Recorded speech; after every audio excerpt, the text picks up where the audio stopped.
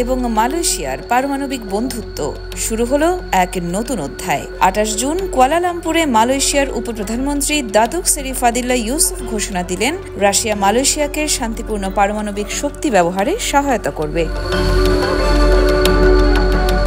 এর সহযোগিতা শুধুমাত্র প্রযুক্তির মধ্যে সীমাবদ্ধ নয়, এটি বিস্তৃত মানব সম্পদ উন্নয়ন, আইনগত কাঠামো, বাণিজ্যিক বিষয়ে, এমনকি বিদ্যুৎ গ্রিড উন্নয়নের দিকেও।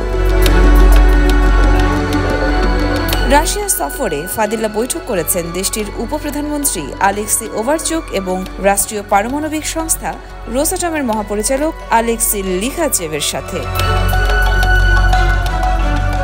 তাদের আলোচনায় উঠে এসেছে প্রযুক্তি হস্তান্তর, কর্মী প্রশিক্ষণ এবং শক্তি অবকাঠামোতে বিনিয়োগ। মালয়েশিয়ার শক্তি খাতে এখনও কয়লা এবং গ্যাসের উপর ব্যাপক নির্ভরতা রয়েছে, আর জলবিদ্যুৎ উৎপাদনেও রয়েছে সীমাবদ্ধতা। এই প্রেক্ষাপটে পারমাণবিক শক্তি হতে পারে ভবিষ্যতের ভরসা।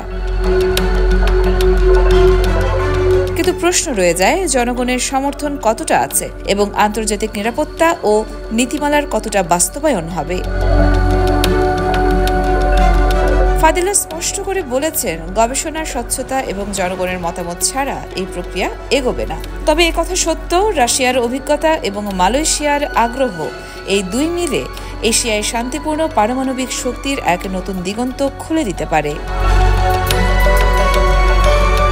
ইয়োরমা শায়ের জাহান, দেশকাল নিউজ।